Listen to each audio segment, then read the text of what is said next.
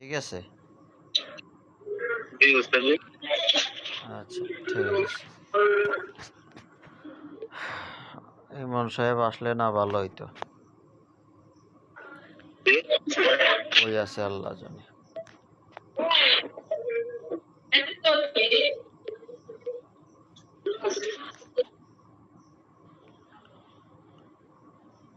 আচ্ছা, এই ইলমুল আমালিয়াত বা এই আমালিয়াতের এই জগৎ কয়েকটা উসুল বা কয়েকটা নীতি নির্ধারণের উপরে নির্ভর করে। তো এই জগৎকে বলা হয় আজাইবাতের জগৎ। কি বলা হয়? আজাইবাত মানে কি বুঝেন? জি না ওস্তাদ জি।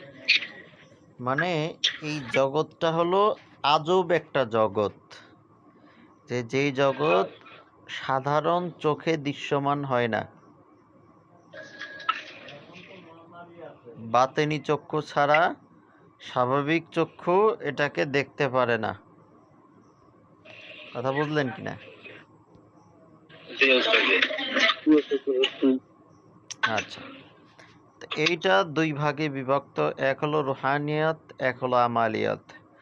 রুহানিয়াতের চর্চা বহু বছর ধরে সুফি সাধকরা করে আসছেন, যেমন হযরত খাজা বাহাউদ্দিন নকশবন্দি রহমতুল্লাহ আলাই, শাহ ওলিউল্লাহ মুহাদ্দিসে দেহলভী রহমতুল্লাহ আলাই, তারপরে খাজা আব্দুর রহমান চৌরভী রহমতুল্লাহ আলাই, তারপরে শাহ আব্দুল গনি রহমতুল্লাহ আলাই, তারপরে হজরতে মুজাদ্দেদে আলফে সানিসের হিন্দি রহমতুল্লাহ আলাই। এনারা রুহানিয়াত অর্থাৎ পীর মুরিদি শিক্ষা দিয়ে গেছেন। এনারা সচরাচর মানুষকে এই যে আমরা যেরকম তদবির শিখাই জিন্নাতদের মাধ্যমে, এই জিনিসগুলো সচরাচর শিখান নাই। যদিও এর কিছু ব্যতিক্রম আছে, কিছু কিছু আল্লাহর ওলি তার ছাত্রদেরকে শিখিয়েছেন কিছু কিছু বিষয়। তো ওই ওই জগৎটাকে বলা হয় আমালিয়াত। এবং এই কোরআন এবং হাদিসের থেকে আমরা যেই দোয়াগুলা রিয়াজত করে পাই এবং এই বিষয়গুলোর উপরে আমল করে আমরা কোনো জিন্নাত বা কোনো মুআক্কেলাত হাসিল করি, তো এইগুলা কোনো না কোনো আল্লাহর ওলির ইজাজত অবশ্যই অবশ্যই লাগবে। কথা বুঝতে জি পেরেছেন? ওস্তাদ জি অবশ্যই। কেননা কোনো না কোনো আল্লাহওয়ালার ইজাজত ছাড়া আপনি জীবনেও কোনোদিন কোনো আমল থেকে ভালো কিছু হাসিল করতে পারবেন না, এটা সম্ভবই না। কথা বুঝে আসছে? জি ওস্তাদ। এবং অবশ্যই অবশ্যই ওস্তাদের জন্য নিজের জান, নিজের মাল এবং নিজের নফস, এই তিনোটা জিনিসকে কোরবানি দেওয়া শর্ত। ওস্তাদের সামনে এই তিনটা জিনিসকে আপনার কোরবানি দিতেই হবে। ওস্তাদ যদি বলে তোমার স্ত্রীকে তালাক দাও, আপনার স্ত্রী আপনার কাছে পছন্দ কিন্তু ওস্তাদ বলছে তালাক দাও, আপনার জন্য ওই ওস্তাদের মুরিদ যদি আপনি হয়ে থাকেন এবং ওস্তাদের হুকুম পাওয়ার পরেও যদি ওই ওয়াইফের সাথে আপনি সংসার করেন, প্রত্যেকটা সেকেন্ডে আপনার উপরে ব্যভিচারের গুনাহ লেখা হবে আপনার আমলনামায়। কেননা আপনি বায়াত হয়েছেন, বায়াত হওয়ার পরে আপনি ওস্তাদের হুকুম অমান্য করছেন। এটা সবচেয়ে বড় অন্যায়।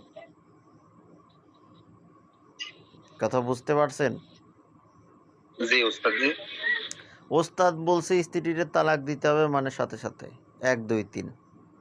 ওস্তাদ বলছে তুমি অমুক মহিলারে বিয়ে করো, অথচ ওই মহিলারে আপনার পছন্দ না।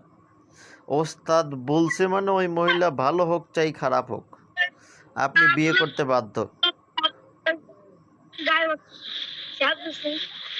অর্থাৎ নিজের জিন্দিগিকে ওস্তাদের সিদ্ধান্তের উপরে সমর্পণ করা, এর নাম হলো বায়াত। এত সহজ না বায়াত। এ ওস্তাদের এই রুমাল ধরে বললাম যে হ্যাঁ আমি আল্লাহ এবং রাসূল পাওয়ার জন্য অমুক শায়েখের কাছে বায়াত হইলাম, ওই রুমাল ধরে বলার নাম বায়াত?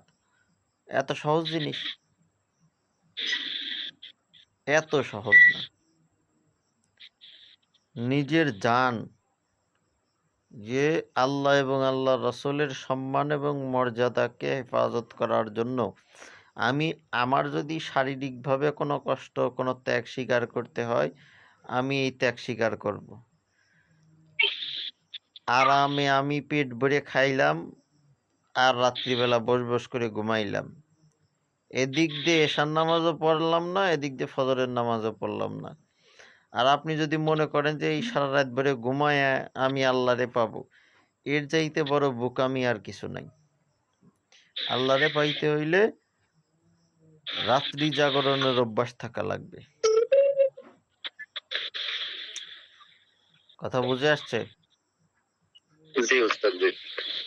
হ্যাঁ, তাইলে ওস্তাদের কথা অনুযায়ী শারীরিকভাবে আপনার আমল করতে হবে, যে আমি আমার নিজের জান দ্বারা আমার ওস্তাদের খেদমত করব, আমার সম্পদ দ্বারা আমি আমার ওস্তাদের খেদমত করব, এবং আমার নফস, আমার মনে যেটা চায়, আমার ইচ্ছা একটা, আমার ইচ্ছার চাইতে আমি আমার শায়েখের ইচ্ছাকে গুরুত্ব দেব।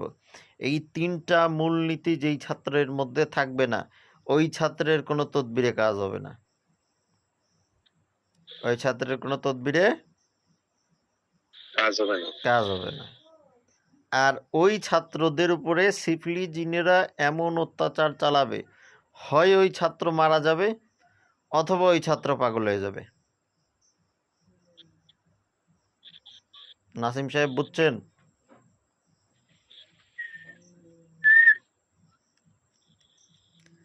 এই জগতে ওস্তাদের উপর দিয়ে যদি কেউ মাতবরি করতে যায়, হয় সে মরবে, না হলে পাগল হয়ে যাবে, মানসিক রোগী, অথবা একটা হাত অকেজ হয়ে যাবে, একটা পা অকেজ হয়ে যাবে, এরকম।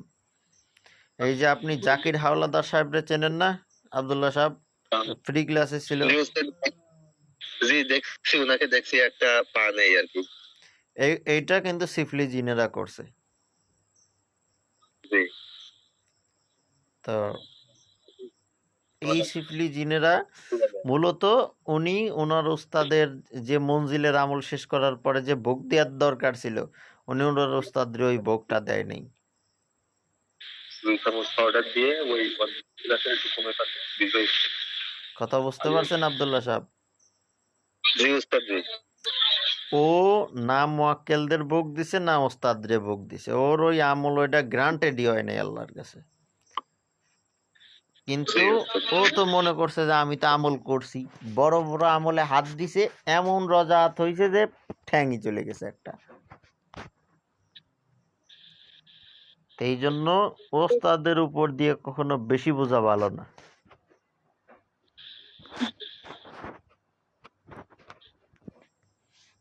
আর আপনার নিজের সম্পদ আছে, এই জাকির সাহেব যেমন দেখেন প্রত্যেক মাসে মাসে গরিবদের সদকা দিচ্ছে, হ্যাঁ, এইটা ওনার ওস্তাদের হাত দিয়ে ওনার দেওয়ানো উচিত ছিল, যে হুজুর আপনি আপনার ইচ্ছা অনুযায়ী ইয়া করেন।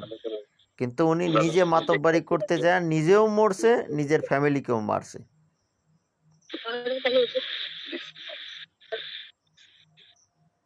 এটা বড় একটা নানা করে ফেলছে। এই হইল বিষয়। আচ্ছা, আর এই জগতে টিকে থাকতে হলে সর্বপ্রথম শর্ত হইল আমলের নিয়মিত ধারাবাহিকতা বজায় রাখা। কথা বুঝতেছেন? জি উস্তাদ জি। একদিন আমি আমল করলাম, একদিন করলাম না, তাইলে হবে না। এইটা একটা দীর্ঘমেয়াদী প্রসেস, এবং সারা জীবন ব্যাপী আপনাকে আমলের উপরে চলতে হবে। আজকে আপনি আমল করলেন, এক সপ্তাহ নামাজি পড়লেন না, এরকম হইলে হবে না। আপনার আমল খুব বেশি মজবুত হওয়া চাই, এবং ওস্তাদের সঙ্গে সুসম্পর্ক খুব খুব খুব বেশি মজবুত হওয়া চাই। তা না হইলে আপনি এই জগতে টিকতেই পারবেন না, দাঁড়াইতে পারবেন না। আচ্ছা, তাইলে আমলের নিয়মিত ইয়া বজায় রাখা। আর আমি আপনাদের সর্বপ্রথম যেটা বলবো সেটা হলো অবশ্যই সর্বপ্রথম রিয়াজত হলো ইমাম মেহেদী আলাইহিস সালামের সাথে নিজবতের যাকাত আদায় করা। কথা বুঝতে পারছেন? জি উস্তাদ জি। জি উস্তাদ জি, বুঝছি। এই যেমন অনেকে আল্লাহর হাবিব হুজুর পাক সাল্লাল্লাহু আলাইহি সাল্লামের সাথে নিজবতের যাকাত আদায় করান, এইটার নিজবতের একটা যাকাত আছে। তারপরে বুদ্দুহ আলাইহিস সালাতু ওয়াস সালাম, নাম শুনছেন? নাম শুনেছি উস্তাদ জি আপনার কাছ থেকে, এর আগে শুনিনি। জি জি, আমি নাম শুনছি। এই বুদ্দুহ আলাইহিস সালাতু ওয়াস সালামের নিজবতের একটা যাকাত আছে, একটা চিল্লা আছে। তারপরে হযরত খিজির আলাইহিস সালামের নাম শুনছেন আপনারা? জি উস্তাদ জি, ওনার নাম শুনছি। জি উস্তাদ জি, শুনছি। এই হযরত খিজির আলাইহিস সালামের নিজবতের একটা যাকাত আছে। তো এক একজন আল্লাহর ওলির নিজবতের এক একটা যাকাত আছে, কিন্তু উস্তাদ জি, যে হযরত বুদ্ধু আলাইহিস সালাম, উনি কি নবী ছিলেন নাকি? উনি নবী ছিলেন না, উনি মূলত খুবই খুবই খুবই পরহেজগার একজন জিন, ও, জি। এবং জিনেদের মধ্যে উনি খুব উঁচু মর্তবার আল্লাহর ওলি, অনেক উঁচু মর্তবার আল্লাহর ওলি। এবং উনি যেই কাজগুলো করেন জিন এবং জাদু সংক্রান্ত বা মহব্বত বশীকরণের, ওনার কাজগুলো মারাত্মক পর্যায়ের শক্তিশালী হয়।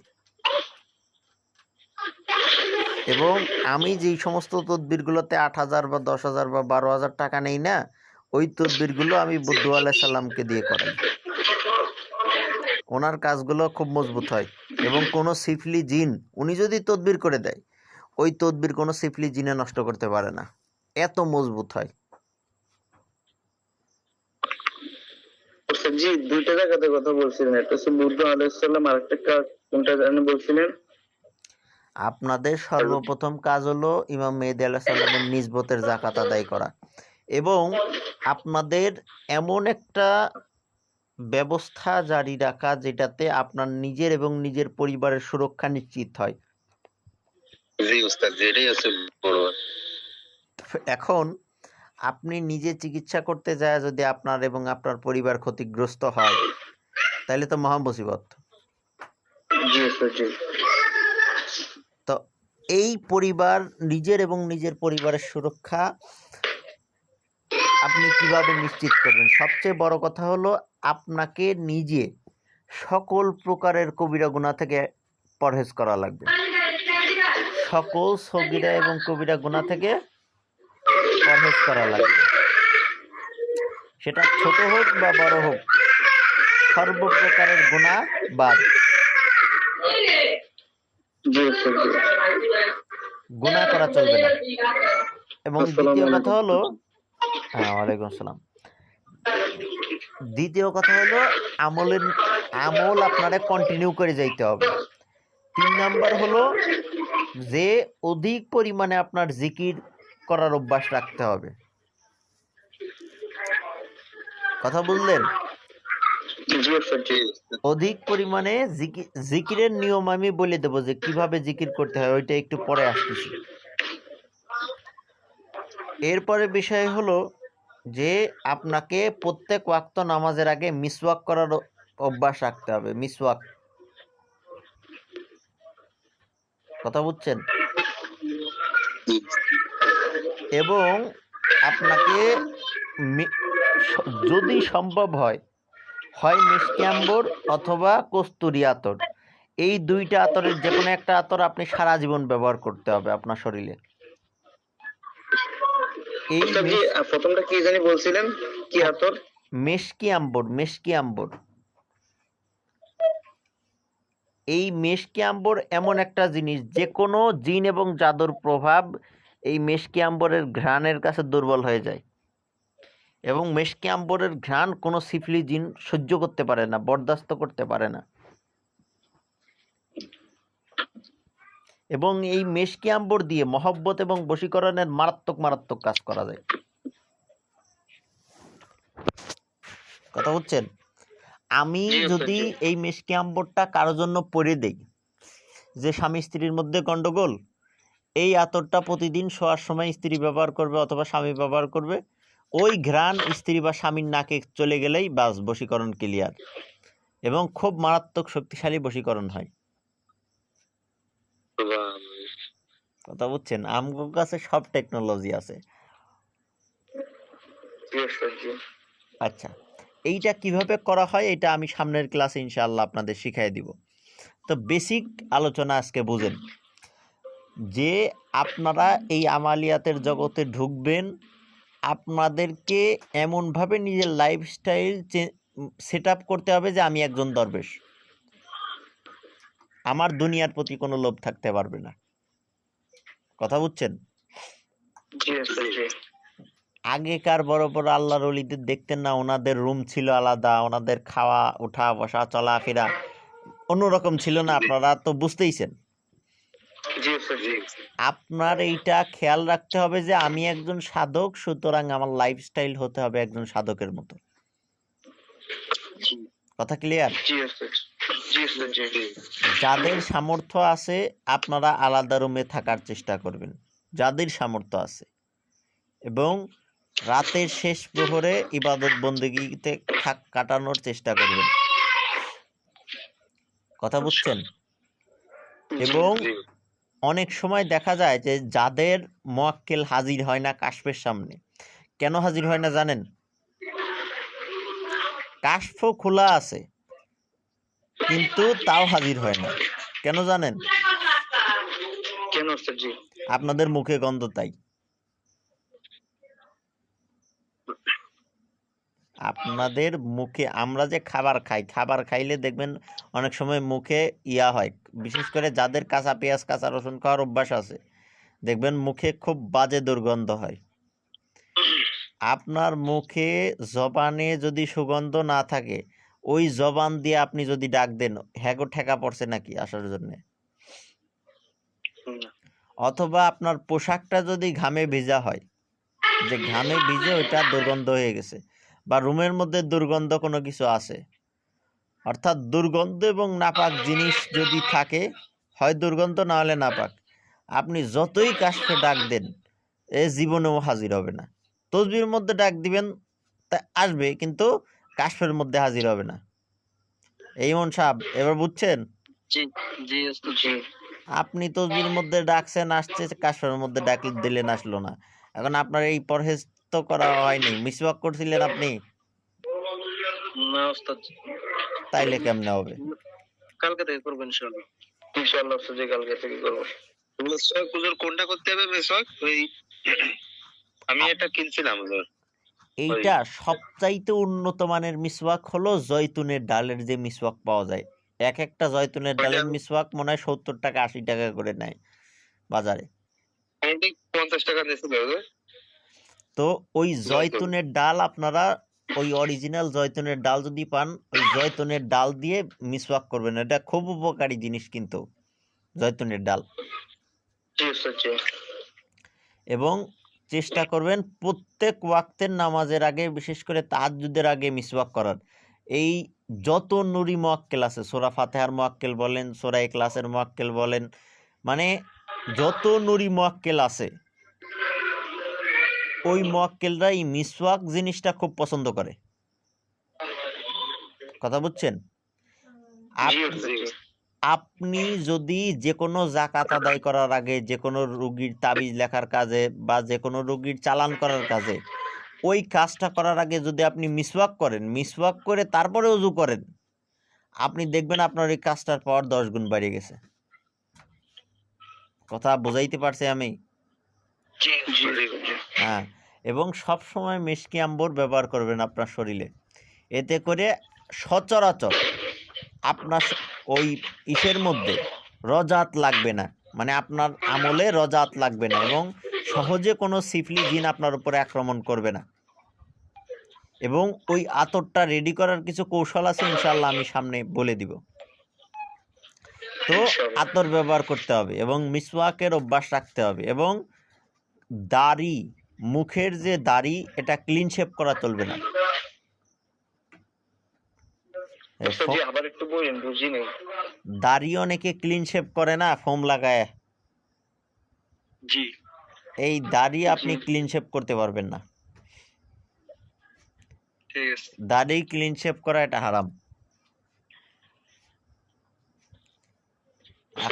ছোট করা যাবে হালকা? হালকা কিছু ছোট করা যায়, কিন্তু আপনি চাচতে পারবেন না যে একদম খুল লাগায় চেঁচে ফেলা দিলাম, এটা চলবে না।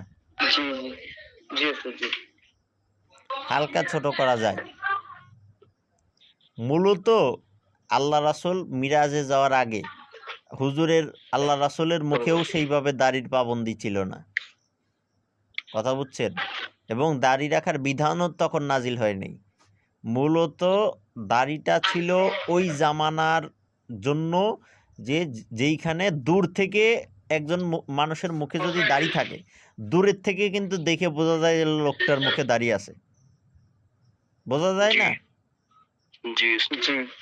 তো তখন মুসলমান এবং কাফের আরবের ভিতরে এইটা মরুভূমির ভিতরে দূর থেকে চিনার জন্য আল্লাহ রাসূল এই দাড়ির ব্যবহারটা দিছেন। বুখারী শরীফের বর্ণনায় আসছে, তোমরা মানে বিধর্মীদের বিরোধিতা করো, কাফের নাস্তিকদের, এবং তোমরা মুখ ছোট করো, দাড়ি লম্বা করো। তো এখন আপনি বলেন সারা পৃথিবীতে যেইভাবে মুসলমানদের এবং কাফেরদের প্রচার এবং প্রসার হইছে, এখন কি ওই হাদিসের ওই মানে প্রথম অংশের উপর আমল হচ্ছে যে তোমরা কাফের নাস্তিকদের বিরোধিতা করো? এখন তো হিন্দুরাও দাড়ি রাখে, তাইলে হাদিসের এই অংশের উপর আমল হইল? তো মূলত দাড়ি এতটুকু রাখবে যার মুখের সাথে যেইটা সুন্দর মানায়। এখন সকলের মুখের গঠন একরকম? জি না। যার মুখের গঠনের সাথে যেইটা সুন্দর লাগে, কারো যদি ফ্রেঞ্চ কাট সুন্দর লাগে মুখের সাথে, সে ফ্রেঞ্চ কাট কাটবে। কারো যদি ইটালিয়ান স্টাইল ভালো লাগে, যে মুখের সাথে স্যুট হচ্ছে, তাহলে সে সেইটা রাখবে। কিন্তু একবারে সম্পূর্ণ চাইছে ফেলবে দাড়িও চাচা মোসও চাচা, এইটা হারাম, এইটা হারাম।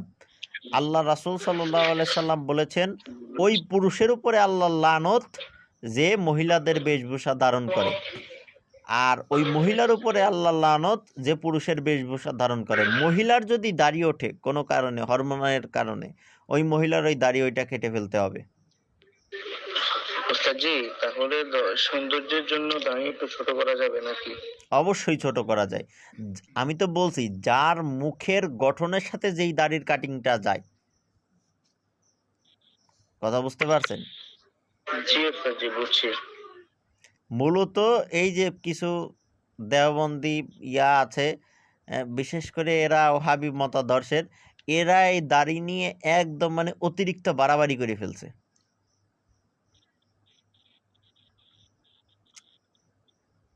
সবকিছু বাড়াবাড়ির একটা সীমা থাকা উচিত। আসলে আল্লাহ এদের হেদায়েত দান করুক। বাকি দারুল উলুম দেওবন্দ থেকে একটা ফতোয়াও বের হয়েছিল, ওই বর্ণনায় আসছে যে আল্লাহ রসুল আখজ করেছেন, আখস্ত মিন লেহিয়াতিহি, মানে এখানে হাদিসটার বর্ণনার ভাষ্য এইরকম যে আল্লাহর হাবিব হুজুর পাক সাল্লাল্লাহু আলাইহি সাল্লাম দাড়ির কিছু অংশ রেখেছেন। আখজ শব্দের অর্থ কি নাসিম সাহেব বলেন তো? নাসিম সাহেব, জি মনে নেই। কিছু অংশ, আখস্ত শব্দের অর্থ হলো কিছু অংশ। এখন কিছু অংশ বলতে কি অনেক বড়? জি না। তো এইখানে কিছু অংশ মানে দেখে বোঝা যাচ্ছিল দাঁড়িয়ে আছে। তো আল্লাহ রাসূল সাল্লাল্লাহু আলাইহি সাল্লাম কিছু কিছু সময় দাড়ি ওই রকম করে রেখেছেন। আর বাকি আমি যতটুকু কাশফে হুজুরকে দেখেছি, হুজুরের দিদার পেয়েছি, আমি জীবনে কোনোদিন দেখি নাই যে হুজুরের দাড়ি এক মুষ্টির নিচে গেছে, জীবনে কোনোদিন। আমি আমি বড়পীর হুজুর রহমতুল্লাহ আলাইকে দেখেছি, আমি আলাউদ্দিন আলী সাবের কালিয়ারি রহমতুল্লাহ আলাইকে দেখেছি, তারপরে লাল শাহবাজ কালান্দার রহমতুল্লাহ আলাইকে দেখেছি। বেশিরভাগ আল্লাহর ওলিদের দাড়ি আমি দেখেছি যে এক মুষ্টির চেয়ে ছোট। জি, কারি ইব্রাহিম সাহেব আছে না উজানি মাদ্রাসার, ওনাকে দেখেছেন? ওনাকে আমি দেখেছি। বাকি উনি কিছুটা ইয়া টাইপের ছিলেন হয়তো, কিছুটা মজ্জুব টাইপের ছিলেন, বাকি হুজুরকে আমি জিসমানি চোখে দেখেছি। জি হুজুর। তো কারি ইব্রাহিম সাহেব রহমতুল্লাহ আলাই হুজুরের থেকে আমার বেশ কিছু জিনিস হাসিলও আছে, বাকি এটা প্রকাশ না করি যে কি কি আছে। তো ওনার থেকে মূলত আমি কণ্ঠের ফায়েজ বা জবানের তাসিরের ফায়েজ খেয়াল করতাম। কথা বুঝছেন? জি হুজুর, জি। এইটার একটা মানে কাজ আছে যে মানুষের কথা আর একটা মানুষের অন্তরকে স্পর্শ করে। তো এইটা আল্লাহ প্রদত্ত একটা নিয়ামত। 10 জন মানুষ দেখবেন কথা বলবে, বা আমার এই যে ছাত্ররাই, আমার একটা ছাত্র কথা বলতেছে, তার কথার প্রভাব একরকম হচ্ছে, আমি কথা বলতেছি, আমার কথার প্রভাব আর একরকম হচ্ছে। কারণ কি? দুইজনেরই তো জবান সেম। জি সবাই তো আমরা জিহ্বা দিয়ে কথা বলতেছি, কিন্তু জবানের প্রভাব, জবানের তাসির এক হচ্ছে না। জি এইটা জি মূলত জি। কিছু অংশ আমি পেয়েছি উপহার হিসেবে কারি ইব্রাহিম আলুজানি রহমতুল্লাহ আলাইয়ের থেকে, এবং কিছু জিনিস আমি হজরত দাউদ আলাইসাল্লামের কাছ থেকে সাধনা করে পেয়েছি। সুবহানাল্লাহ। এটা হুজুরের পক্ষ থেকে একটা গিফট ছিল আমার জন্য।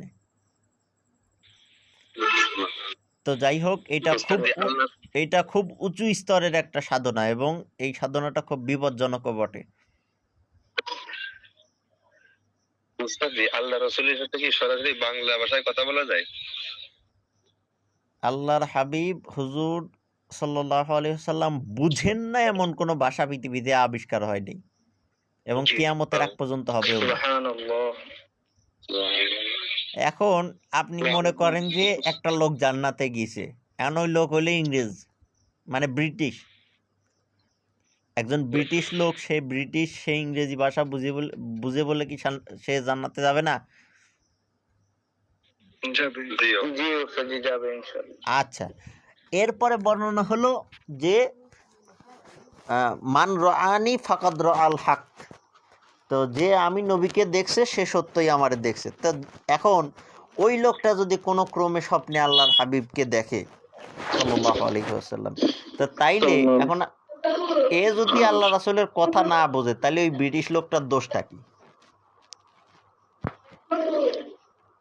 ওই লোকের কোনো দোষ আছে? না।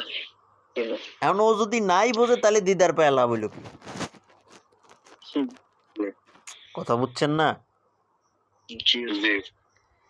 তো এটা তাফসিরে ইবনে কাসিরের ভিতরে আল্লামা ইবনে কাসির রহমাতুল্লাহ আলাই উনি বর্ণনা করছেন এই তাফসিরের ভিতরে যে অতীত ইলমুল আউয়ালিন ওয়াল আখিরিন, আল্লাহর হাবিব হুজুর সাল্লাল্লাহু আলাইহি সাল্লাম বলছেন যে আমাকে শুরু থেকে শেষের ইলম দেয়া হয়েছে।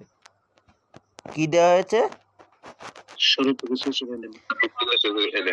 তার মানে কি বোঝা যায়? যে পৃথিবীর শুরু থেকে শেষ পর্যন্ত কি কি ঘটবে, কি কি ঘটছে, কি কি ঘটতেছে, আল্লাহর হাবিব সবকিছু জানেন। সুবহানাল্লাহ। কথা বুঝেন নাই? এখন কিছু লোকে দাবি করে যে হেরা নাকি আল্লাহর হাবিব সাল্লাল্লাহু আলাইহি সাল্লাম নাকি হ্যাগো মতো মানুষ। আজব কথা। আল্লাহর হাবিব হুজুর পাক সাল্লাল্লাহু আলাইহি সাল্লাম ঘুমাইলে অজু ভাঙতো না। হুজুর ঘুমাইলে অজু ভাঙতো না। আম্মা জান আয়েশার এই হাদিস বুখারীতে নাই, নাসিম সাহেব বলেন, যে আম্মাজান আয়েশার ঘরে ঘুমাইছেন, সকালবেলা ফজরের নামাজ পড়ছেন, অমনে যায় আম্মাজান জিজ্ঞেস করছেন যে হুজুর জিব্রাইল আমিন আসছিলেন নাকি রাত্রে? বলে না। তাইলে ঘুমাইলে অজু ভাঙে না, নতুন বিধান নাজিল হইছে নাকি? বলে তাও না। বলে হুজুর আপনি কি ভুলে গেছেন অজু করতে? না, তাও না। তা আপনি হুজুর ঘুমাইলেন আমার সাথে রাত্রিবেলা, আবার অমনে যায় ফজরের নামাজ পড়াইলেন। বলে যে আয়েশা শোনো, তুমি ঘুমাইলে অজু ভাঙে, আমি নবী ঘুমাইলে অজু ভাঙে না। কি বুঝলেন?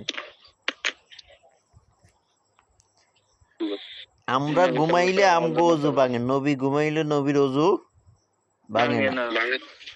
তা তাইলে যেই নবীর ঘুম আমার আর আপনার মতো না, সেই নবী আমার আপনার মতো মানুষ? ইয়ার কি করার জায়গা নাই। মানে কিসের সাথে কিসের তুলনা বলেন তো দেখি। এমন এমন বর্ণনা পাওয়া যায় যে আল্লাহর হাবিব হুজুর পাক সাল্লাল্লাহু আলাইহি সাল্লাম কুলি করে কুয়ার মধ্যে পানি ফেলছেন। ওই কুয়া ছিল হলো নুনতা, ওই কুয়ার পানি পর্যন্ত মিষ্টি হয়ে গেছে। আমি আপনি যদি কুলি করে কুয়ার মধ্যে দেই, ওই কুয়াতে মানুষ পানি খাবে না, জ্ঞান নাই। এই হইল বিষয়। আচ্ছা, তো এখন আমি একদম ইমাম মেহেদী আলাইহিস সালামের নিসবতের যাকাত কেমনে আদায় করবেন এটা বলতেছি। সবাই মেহেরবানি করে মনোযোগ দিয়ে শোনেন।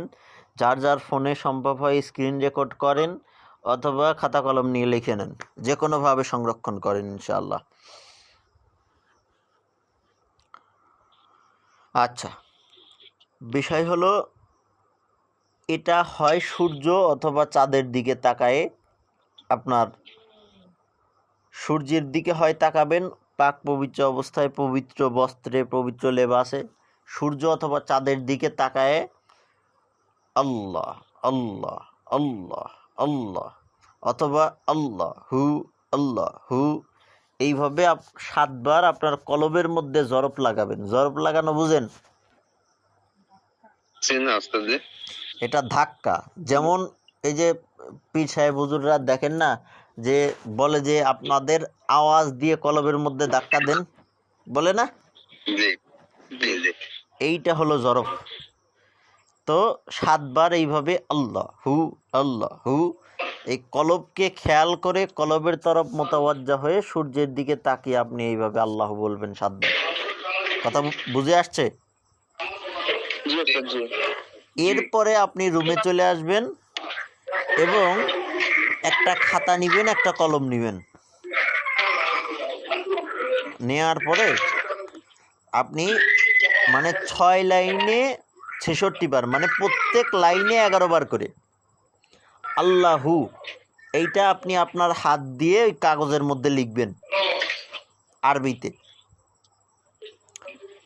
এইটা লেখার পরে জি কলম দিয়ে লিখবেন, কলম দিয়ে কাগজের উপরে কলম দিয়ে লিখবেন। যে কলমগুলো আছে না 5 টাকা দামের চিকন চিকন কালি বাইরে দে, ওইগুলো দিয়ে লিখবো নাকি মার্কার পেন দিয়ে লিখবো? আপনার যেটা দিয়ে সুবিধা। জি, আপনার যেটা দিয়ে সুবিধা। তবে মার্কার দিয়ে লিখলে ধ্যান করতে সুবিধা হয় আর কি। হলুদ রঙের মার্কার হলে সবচেয়ে ভালো। আচ্ছা, তো লিখার পরে 6 লাইনে 66 বার, মানে প্রত্যেক লাইনে 11 বার করে। এইটা লেখা শেষ হয়ে গেলে ওই যে লিখছেন আপনি, ওই লেখাটার দিকে তাকায় থাকবেন। মনে রাখবেন আল্লাহ পাকের যে পবিত্র নাম, এই নাম কিন্তু কোনো মাখলুক নয়। এই নাম কোনো মাখলুক নয়, অর্থাৎ কোনো সৃষ্টি নয়। এই কারণে আপনার চোখের এই ক্ষমতা নাই, চোখের এই পাওয়ার নাই যে ওই যে নাম, ওই নামটাকে আপনার চোখের মধ্যে ক্যাপচার করে। এই শক্তি আপনার চোখের নাই। কিন্তু ওই আল্লাহর যে নাম, ওই নামের দিকে আপনি যখন মহব্বতের দৃষ্টিতে তাকায় থাকবেন, ওই সময় আস্তে আস্তে আল্লাহর পক্ষ থেকে রহমত হবে এবং আপনার চোখের গুনাহগুলো ধ্বংস হয়ে যাবে। আপনার চোখের গুনাহগুলো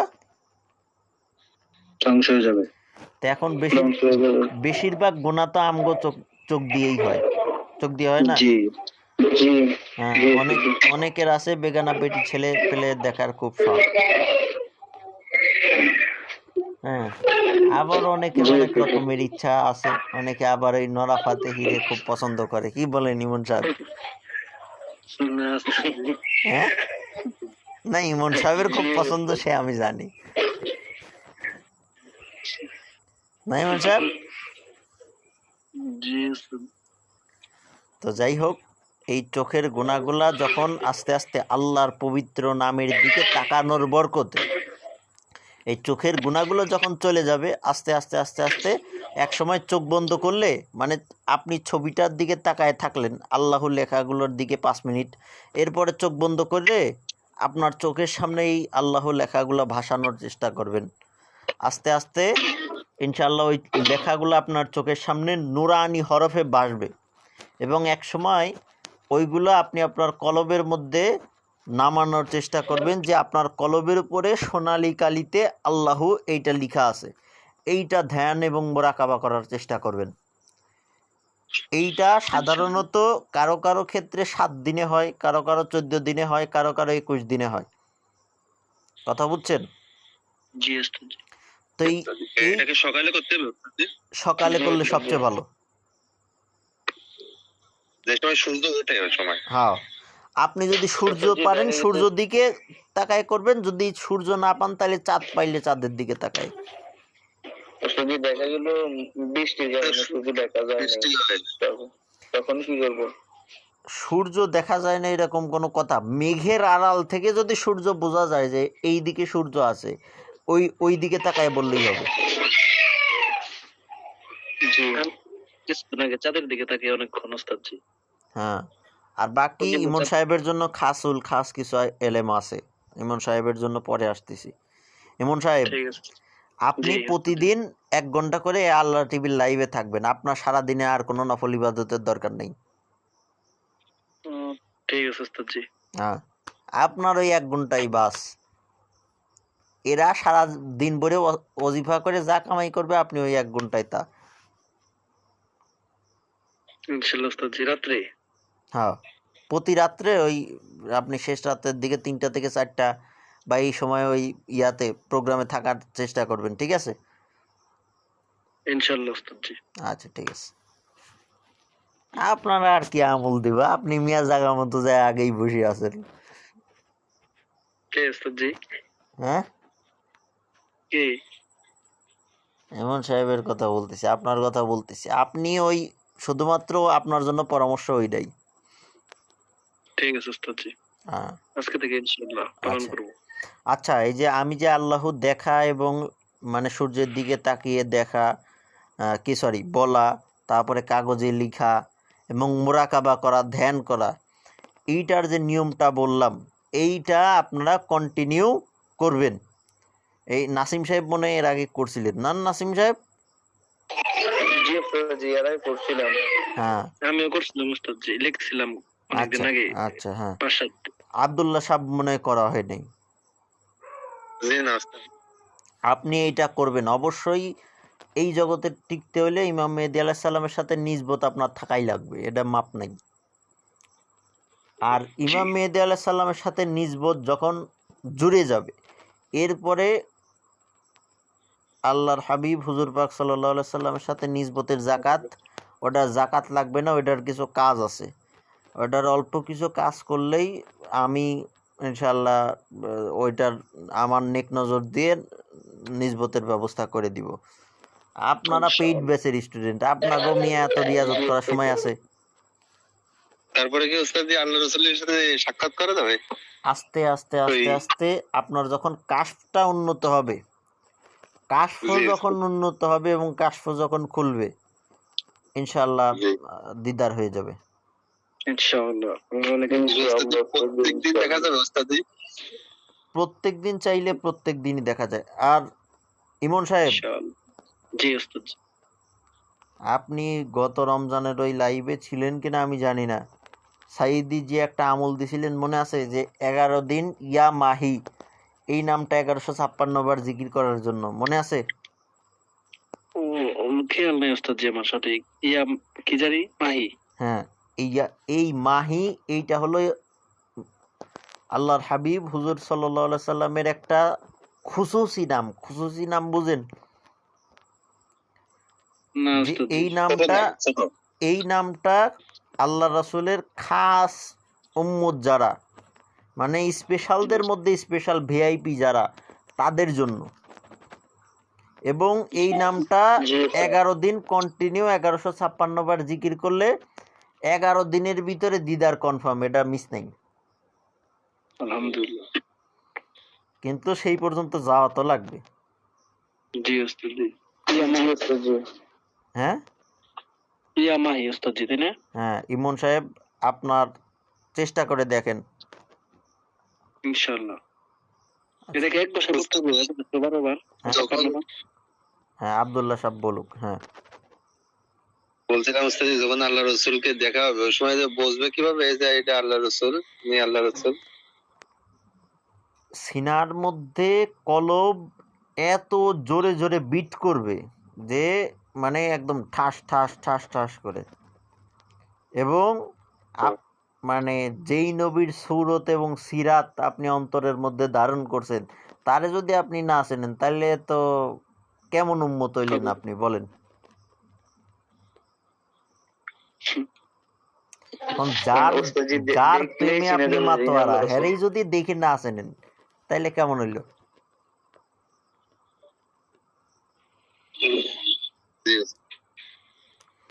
কবরের মধ্যে যখন একটা কাফেরকে দেখানো হবে যে মান হাজার রজুল, প্রত্যেকে উত্তর দেবে হাজার রসুল্লাহ, যে এই ব্যক্তি হলো আল্লাহর হাবিব, আল্লাহ রসুল।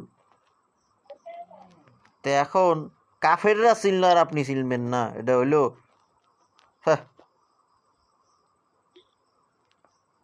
তা কেমন হইল তাহলে?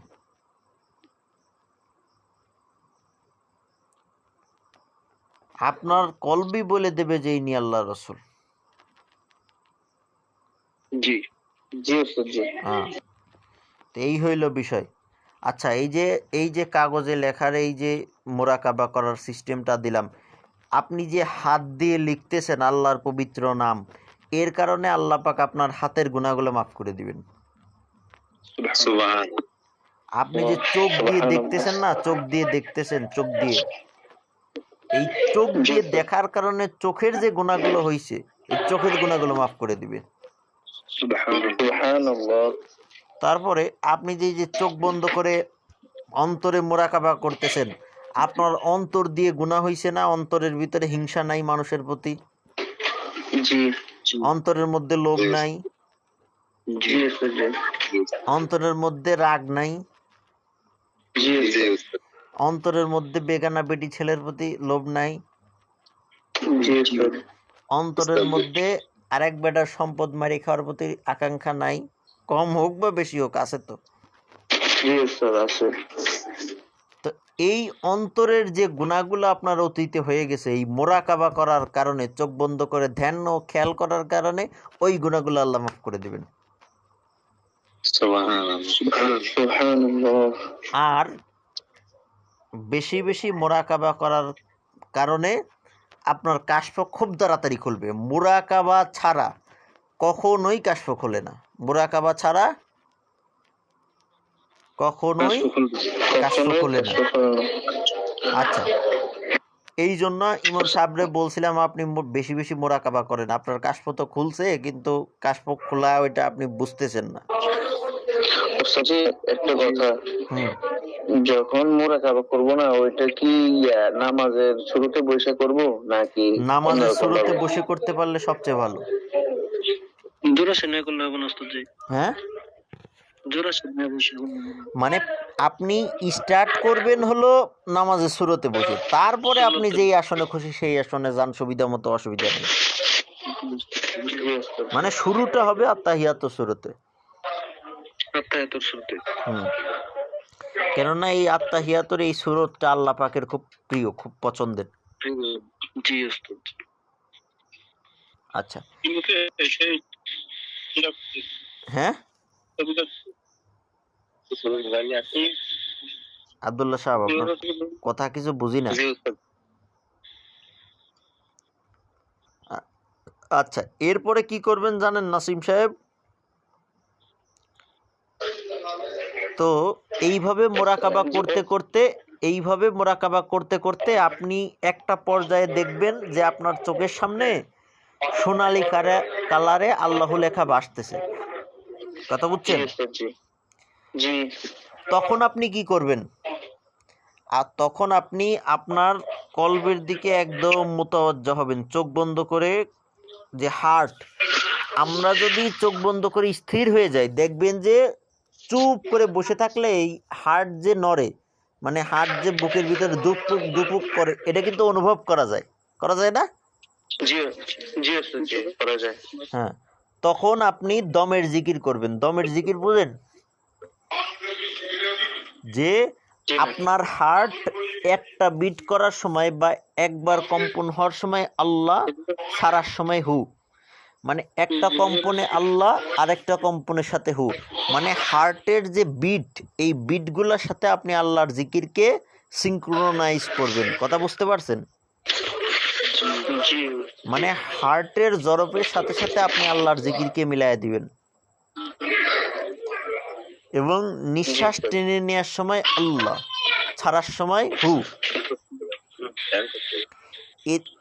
এতে করে আপনার প্রত্যেকটা নিঃশ্বাসের সাথে ইনশাআল্লাহ আল্লাহ চাইতো জিকির জারি হয়ে যাবে। প্রতিদিন এইরকম চোখ বন্ধ করে আল্লাহ লেখা কলবের উপরে মানে ধ্যান করে, যে আমার কলবের উপরে সোনালী কালারে আল্লাহ লেখা আছে, আল্লাহ হু আল্লাহ হু আল্লাহ হু আল্লাহ হু আল্লাহ হু আল্লাহ হু আল্লাহ হু। এইভাবে 1000 বার জিকির করবেন। কয় হাজার বার? এই 1000 বারের এইভাবে চোখ বন্ধ করে মোরাকাবার জিকির যদি করতে পারেন, জীবনে কোনোদিন আপনাদের উপরে রজাত লাগবে না। জীবনে কোনোদিন আপনাদের উপরে কোনো আমলের রজাত হবে না, এবং আপনাদের উপরে জীবনে কোনোদিন বন্দিশ লাগবে না। বন্দিশ বুঝেন? বন্দিশ হলো, মনে করেন একটা তদবির আপনি করছেন, যে একটা লোকের জিন তাড়াই দিছেন, জিন তাড়াইতে যায় হয়তো একটা জিনকে আপনার জবাই করা লাগছে, তো ওই যে জিনটারে জবাই করলেন, ওই জিনের পরিবার কি বসে থাকবে? তো প্রতিশোধ যেন নিতে না পারে, আপনারে দেখে যেন জিনেরা ভয় পায়, এই জন্য এই আল্লাহ জিকির 1000 বার, এটা আপনারে প্রত্যেক দিন জারি রাখতে হবে, সেটা দিনের যে কোনো সময়। কথা বুঝছেন? এতে করে আপনার রুহানি শক্তি এমন পর্যায়ে যাবে যে আপনি তদবির দেওয়ার সাথে সাথে একদম, মানে আমার তদবির দেখেন না, আল্লাহর ইচ্ছায় একদম বুলেটের মতো সাথে সাথে 5 মিনিটে যা কাজ করে, আপনাদের তদবিরে এইভাবে 5 মিনিটের মধ্যে যা কাজ করবে।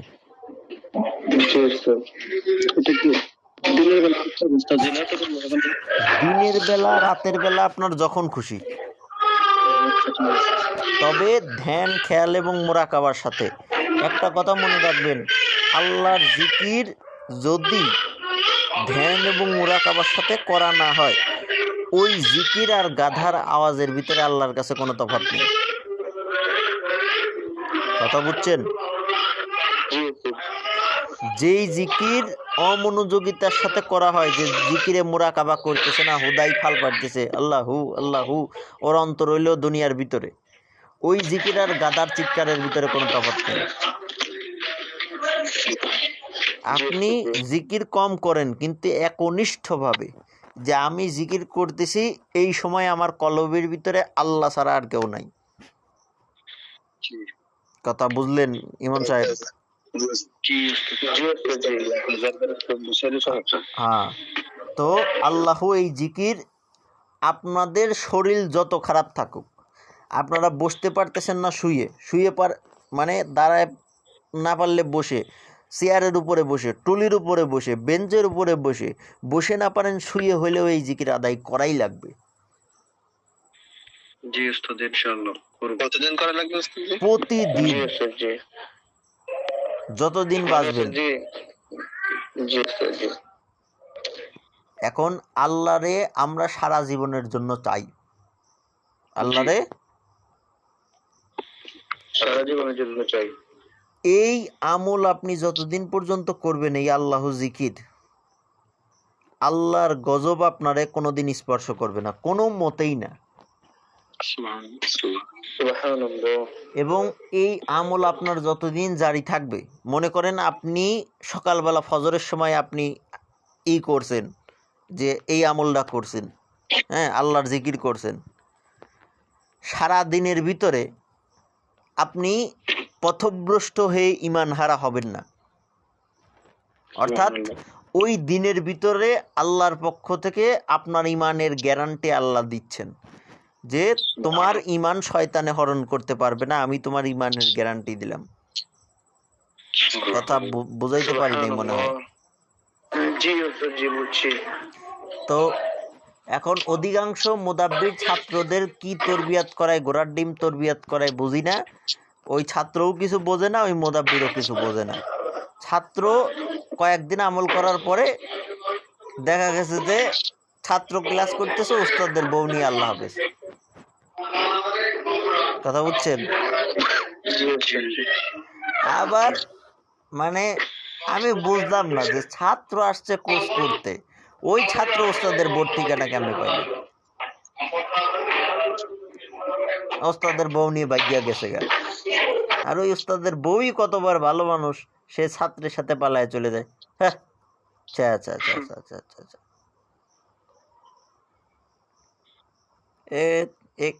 এগুলো করলে মান ইজ্জত থাকে? মূলত ওরা ছাত্রদেরকে জিন্নাত হাসিল করা শিখাইছে ঠিকই, কিন্তু ওই জিন্নাতদের কিভাবে কন্ট্রোল করা লাগে এই জিনিসটা শিখায় নাই। আমি আপনাদেরকে আগে জিনেদের কন্ট্রোল করা শিখাবো, তারপরে শিখাবো যে কেমনে হাসিল করা লাগে।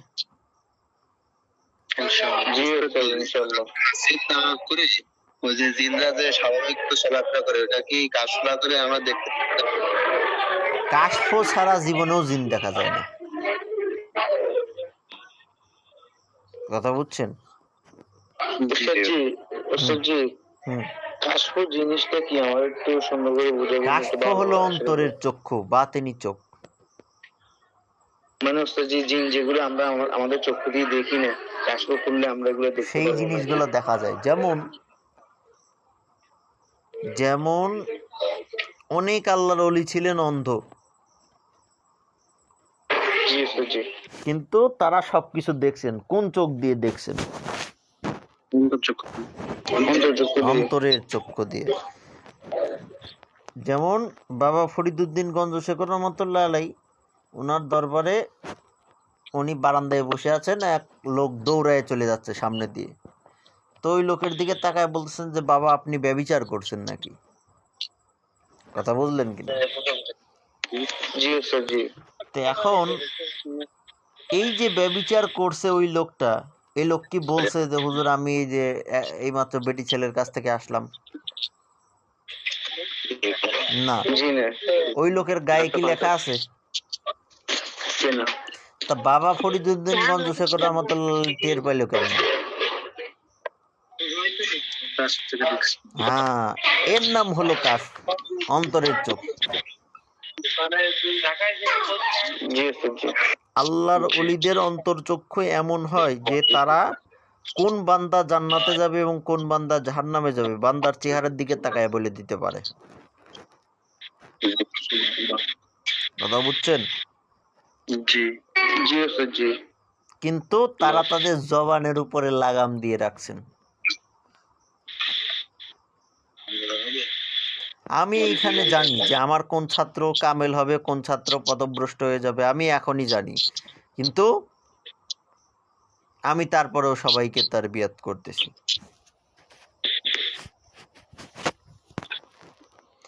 এই গ্রুপের মধ্যে অনেক ছাত্র আছে মুনাফিক এবং আমার শত্রু, আমি তাও জানি। এবং তার বউ আছে, কয়জন ছেলে মেয়ে আছে আমি তাও জানি।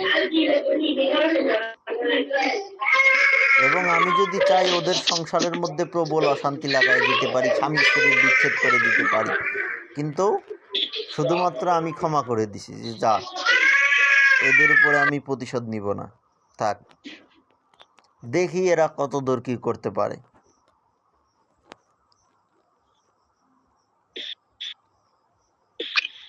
এরা মনে করে মনে হয় ওস্তাদ মনে হয় কিছু বোঝে না, ওস্তাদ মনে হয় কিছু দেখতেছে না।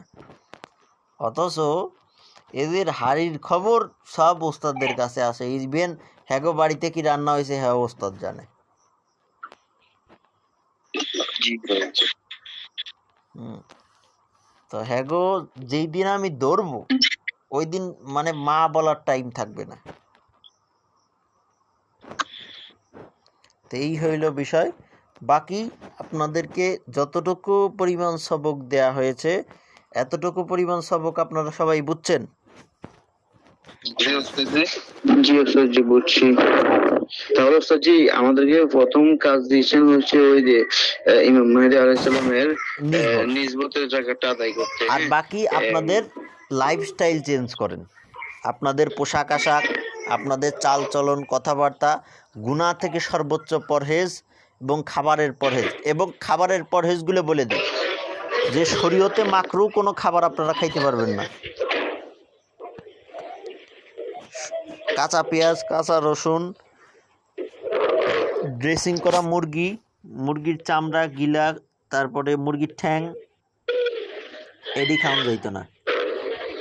তারপরে গরু ছাগলের ভুঁড়ি যেটা বট বলা হয়, এইটা, চিংড়ি মাছ, শুটকি মাছ, এডি খাওয়ান যাইতো না। হ্যাঁ, তো এই খাবারগুলো পরহেজ করে চললে আপনাদের রুহানি শক্তি নষ্ট হবে না। আচ্ছা, ওস্তাদ জি, আমি যদি বুঝতে না পারি যে এটা কি হারাম খাবার, ওই অবস্থাতে আমি কি করে নিলাম, কি হবে? হারাম নাকি হালাল এই খানা কেমনে বুঝে এটা আমি আপনার সিস্টেম শিখাই দেব। ইমন সাহেব শোনেন, জি ওস্তাদ জি। আপনি যে কোনো খাবার আপনার সামনে আসলে, এবং নাসিম সাহেব আপনারা এই জিনিসটা প্র্যাকটিস করবেন কয়েকদিন। আপনাদের তো ইমাম মেহেদী আলাইহিস সালামের নিসবতের জাকাত এর আগে একবার আদায় করাইছিলাম। চোখ বন্ধ করে ওই খাবারটার দিকে খেয়াল করবেন যে হে আল্লাহ, আপনি আমার পীর ও মুর্শিদের উসিলায়, ইমাম মেহেদী আলাইহিস সালামের উসিলায় এই খাবারটা হালাল নাকি হারাম আমারে বুঝাই দেন। চোখ বন্ধ করে ওই খাবারের দিকে খেয়াল করবেন।